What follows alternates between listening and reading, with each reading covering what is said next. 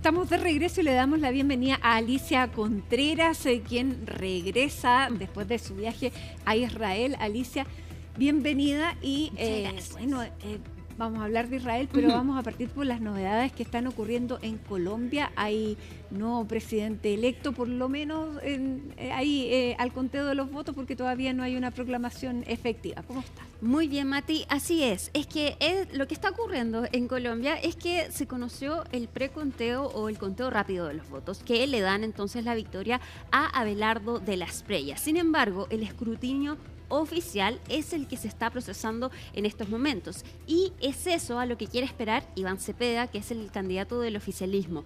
Suele ser el mismo resultado del preconteo y el escrutinio. Es muy difícil que cambien los resultados hasta ahora, y es por eso entonces que ya decimos que Colombia apostó por el tigre, por Abelardo de la Espriella, el candidato de ultraderecha y apoyado también por Donald Trump. No decimos que es presidente electo porque, claro, falta el escrutinio oficial, pero difícilmente esto va a cambiar.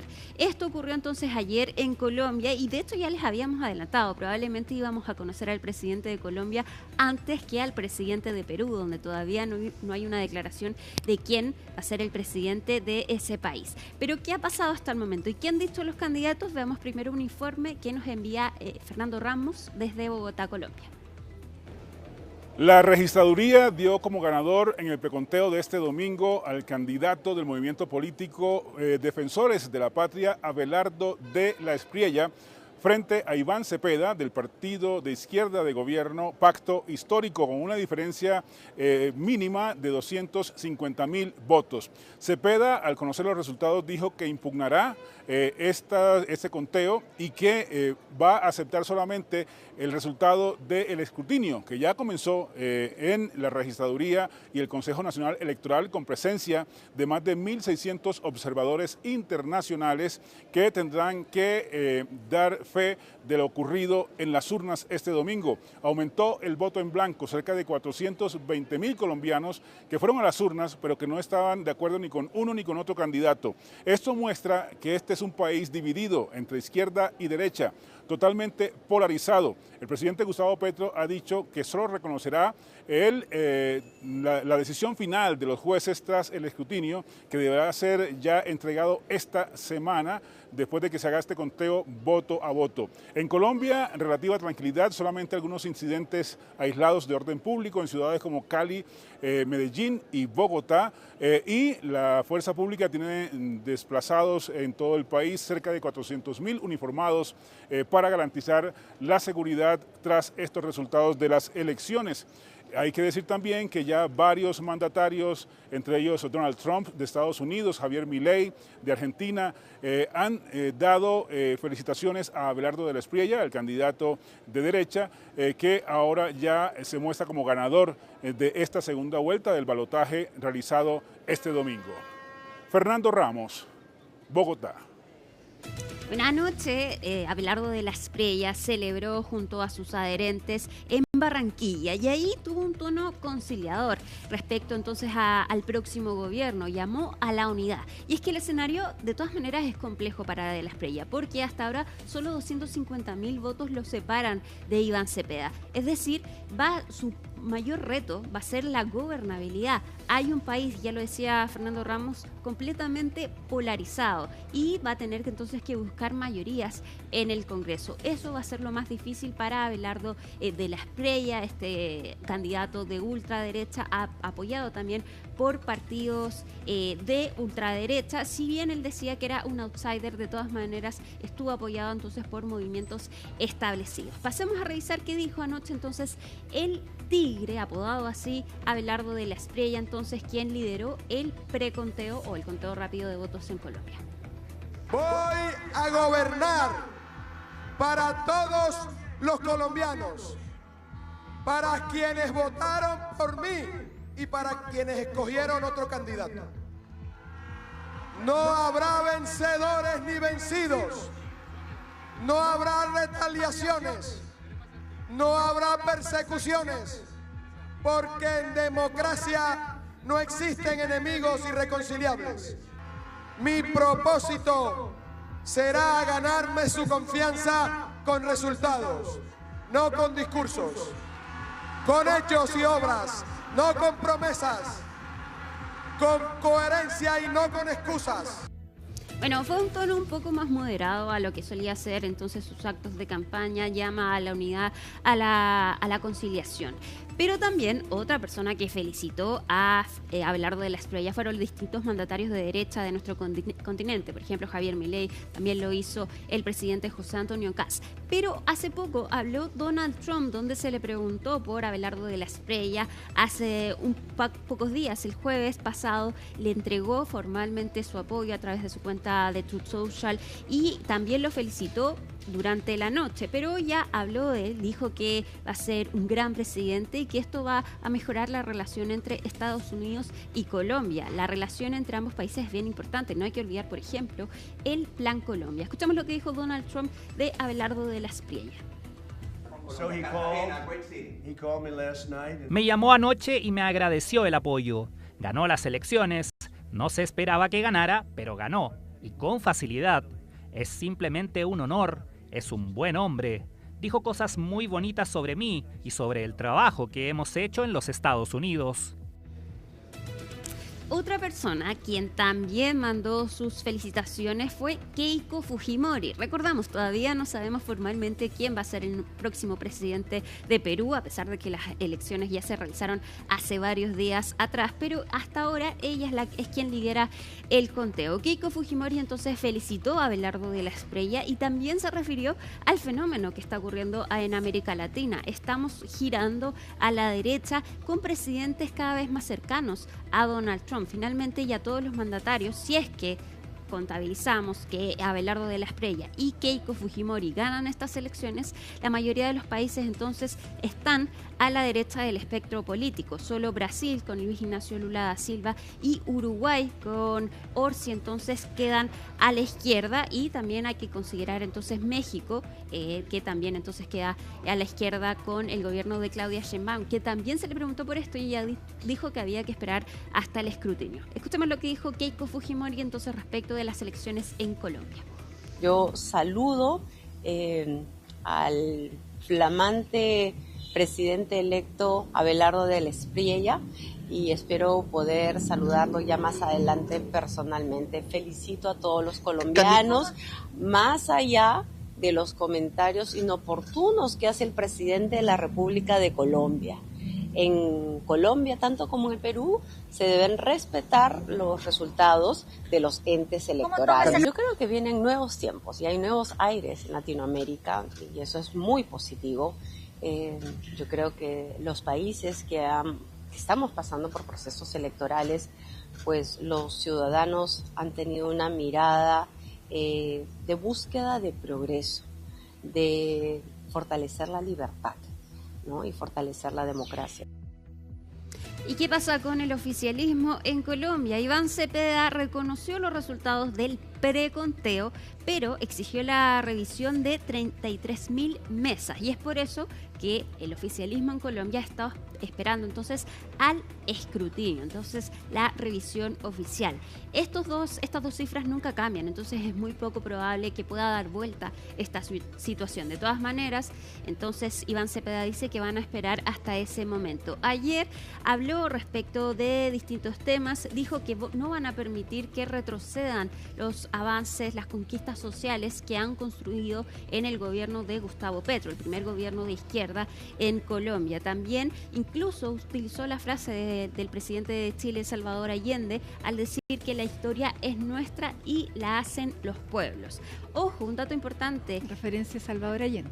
Iván Cepeda pasó de 9,6 millones en la primera vuelta a obtener 12,6 en la segunda. Creció 3 millones de votos. Creció incluso más que Abelardo de la Espriella. De todas maneras, esto no le alcanza para vencer a el Tigre. Escuchemos lo que dijo entonces esta jornada Iván Cepeda anunciando la revisión de 33.000 mesas.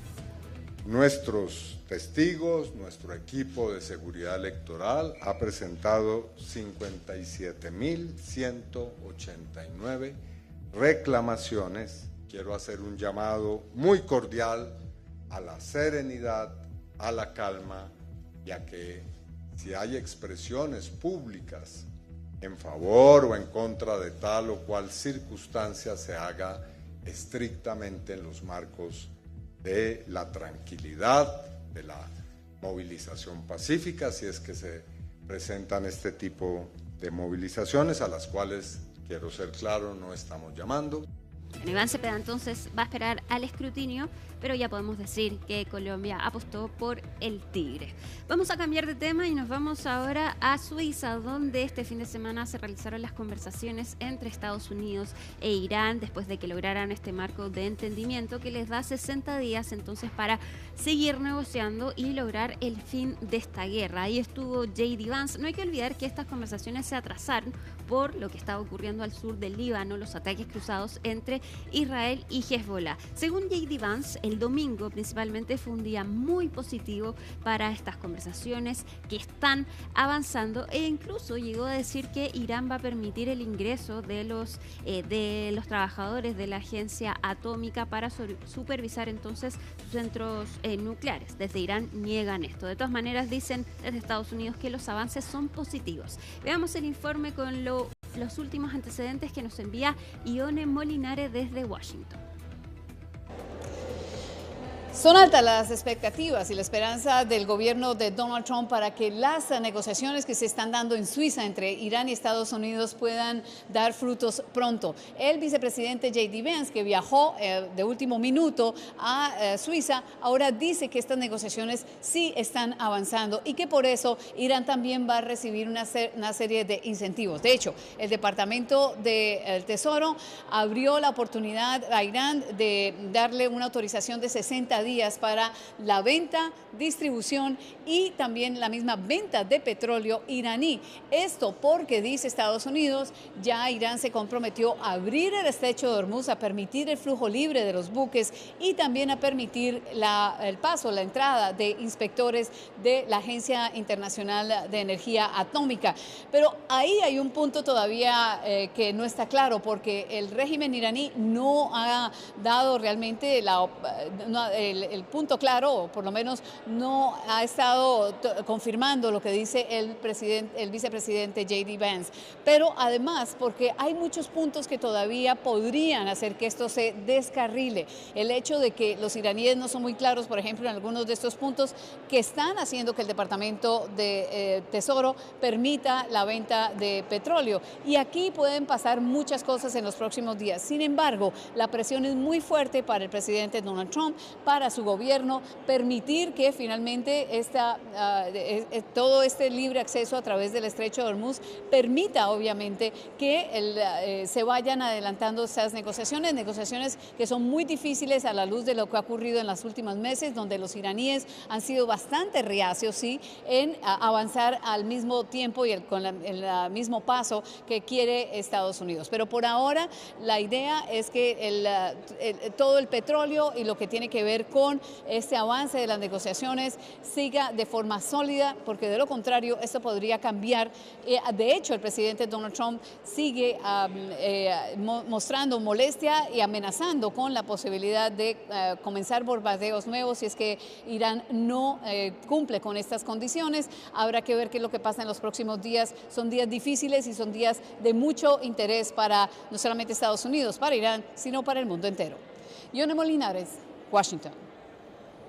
El punto más difícil de estas conversaciones sigue siendo lo que está ocurriendo al sur del Líbano, donde siguen las tropas israelíes. Estuvimos ahí en la frontera y también hay un punto complicado. Están un millón de personas desplazadas desde el sur del Líbano y también los cerca de 4.000 civiles que han muerto por estos ataques entre Israel y Hezbollah. Hoy un funcionario israelí le dijo a CNN que estaba evaluando hacer retiros simbólicos del ejército en algunas zonas del sur del Líbano. Eso no está confirmado. De todas maneras, ya lo informamos, hay 2 divisiones del ejército de Israel al sur del Líbano. Según lo que se conoce de estas conversaciones entre Estados Unidos e Irán, se habría acordado la creación de un mecanismo de resolución de conflictos para supervisar el cese de las hostilidades, de las operaciones militares más bien, en el sur del Líbano. Esto implica entonces la salida del ejército de Israel en este lugar. Hasta ahora se ha mantenido este alto al fuego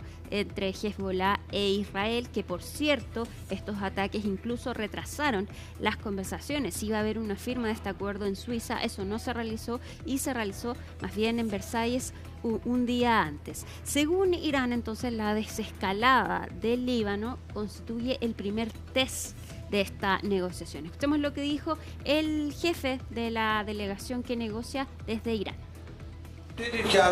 Como pueden ver, los combates han cesado y la mayoría de las personas ha regresado. Confiamos en que la decisión tomada se llevará adelante con firmeza.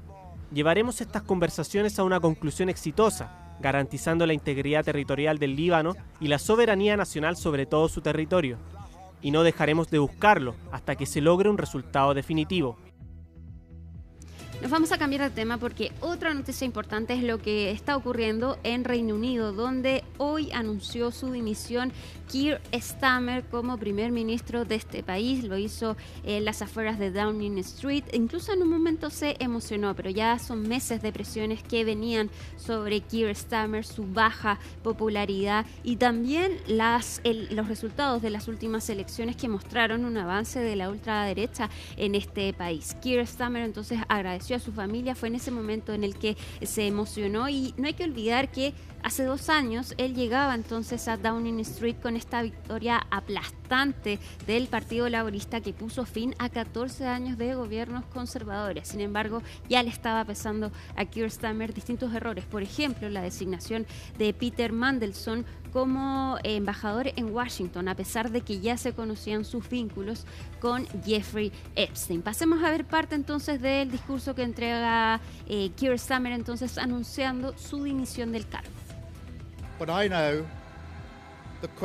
Sé que la pregunta que se plantea ahora no es quién está mejor posicionado para transformar el Partido Laborista, llevarnos al poder y comenzar la labor vital de mejorar la vida de millones de personas. Esas preguntas ya han sido respondidas.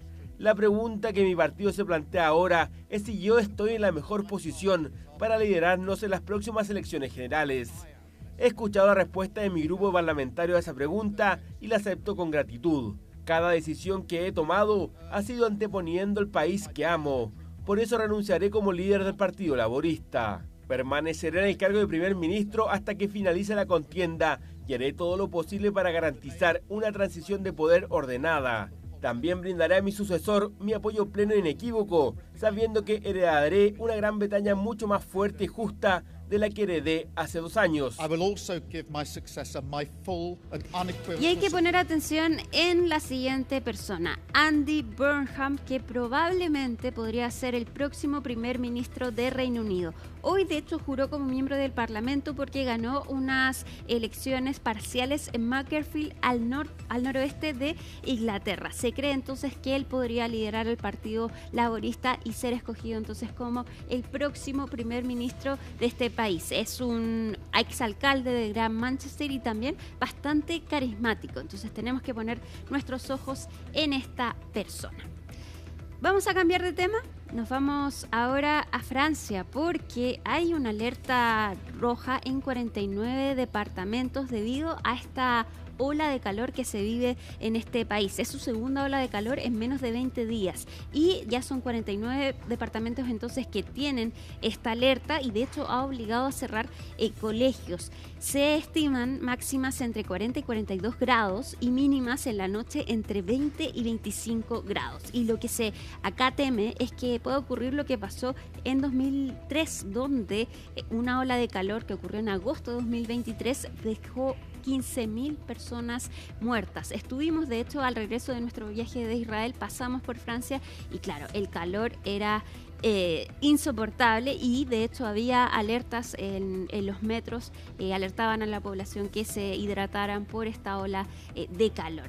Esto no está ocurriendo solo en Francia, en distintos países de Europa, pero hasta ahora este país se ha llevado la peor parte, Mati. Bueno, son temperaturas récord. Estamos viendo parte del niño Godzilla, que esta es la otra cara también. Vamos a ver qué es lo que ocurre aquí. Hemos tenido un año seco, pero se supone que ya dentro de los próximos semanas podrían entrar precipitaciones y eso sería bastante preocupante, no solamente para nuestro país, sino que también para la región. Así que nos quedamos atentos mientras vemos estas temperaturas tremendas que están ahí pasando los europeos. Muchas gracias y bueno, nos vas a seguir contando. Exactamente. Bien, muchas gracias y juntas llegamos entonces al final de esta edición de Hoy es Noticia. Gracias por acompañarnos. Nos vamos con esta imagen de la capital. 8 grados es la temperatura en estos momentos. Que tengan una buena tarde y nos reencontramos mañana.